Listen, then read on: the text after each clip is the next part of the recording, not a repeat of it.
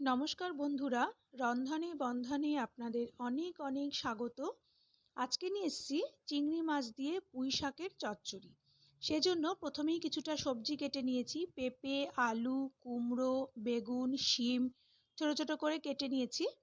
তারপরে নিয়েছি কিছুটা পুঁই শাক। পুঁই শাকটাকে ভালো করে ধুয়ে পাতাগুলোকে কেটে নিয়েছি, আর পুঁই শাকের ডাঁটাগুলোকে মাঝখান থেকে অর্ধেক করে নিয়েছি যাতে তাড়াতাড়ি সেদ্ধ হয়ে যায়। এরপরে একটা প্যানে হাফ চামচ তেল দিয়ে নুন হলুদ মাখিয়ে রাখা চিংড়ি মাছগুলো দিয়ে দেব। চিংড়ি মাছগুলোকে দিয়ে মিডিয়াম ফ্লেমে একটু 1.5 থেকে 2 মিনিট ভেজে নিতে হবে। চিংড়ি মাছগুলো ভাজা হয়ে গেলে একটা প্লেটে তুলে রাখবো। তারপরে প্যানে দিয়ে দেব হাফ চামচ তেল।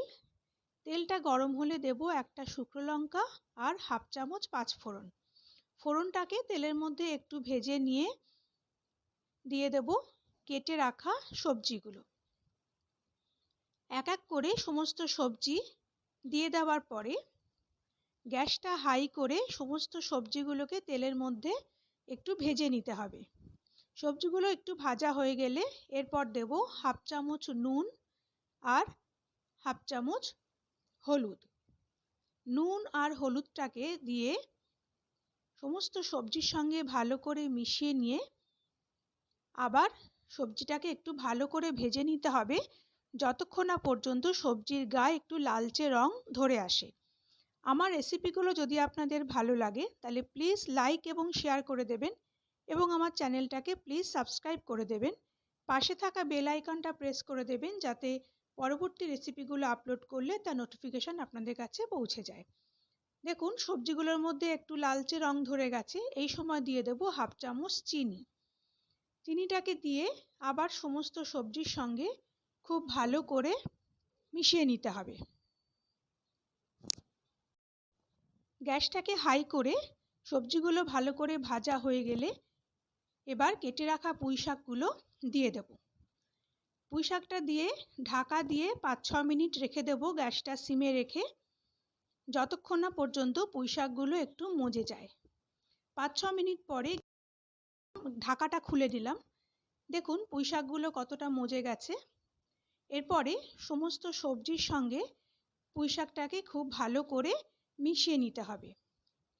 সবজির সঙ্গে শাকটাকে ভালো করে মেশানো হয়ে গেলে আবার ঢাকা দিয়ে 5 মিনিট রেখে দেব। গ্যাসটাকে সিম করে দেব। যতক্ষণ না পর্যন্ত সবজিগুলো সেদ্ধ হয় একটু অপেক্ষা করতে হবে। 5 মিনিট পরে ঢাকাটা সরিয়ে নিলাম। এরপরে ভেজে রাখা চিংড়ি মাছগুলো দিয়ে দেব। চিংড়ি মাছটাকেও আবার সমস্ত সবজির সঙ্গে খুব ভালো করে মিশিয়ে নিতে হবে। চিংড়ি মাছটা দিয়ে সব কিছু খুব ভালো করে একটু নাড়াচাড়া করে নিতে হবে। এর মধ্যে আমাদের সবজিগুলো সব সেদ্ধ হয়ে গেছে।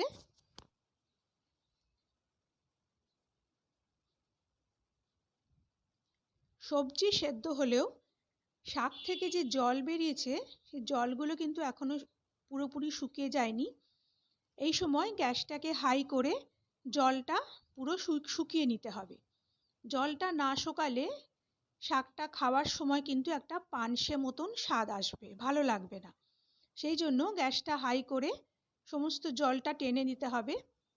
এই সময় নাড়তে নাড়তে দেখবেন প্যানের তলায় সবজিটা লেগে লেগে যাচ্ছে, একটু ছ্যাঁকা ছ্যাঁকা মতন হয়ে আসছে।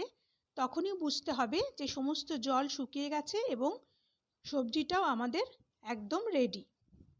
তৈরি হয়ে গেল চিংড়ি মাছ দিয়ে পুঁই শাকের চচ্চড়ি। খুব সামান্য তেলে রান্না এবং মশলা তো প্রায় লাগেই না, অথচ খেতে লাগে অত্যন্ত সুস্বাদু। এরপর আমি সবজিটাকে একটা প্লেটে সার্ভ করে নেব। আপনারা রুটি পরোটার সাথেও খেতে পারেন, আমার ডাল ভাতের সঙ্গেও অত্যন্ত ভালো লাগে। আশা করি আমার আজকের রেসিপিটি আপনাদের ভালো লেগেছে। পরের দিন আবার একটা নতুন রেসিপি নিয়ে চলে আসব। ততক্ষণ আপনারা ভালো থাকবেন, সুস্থ থাকবেন। নমস্কার।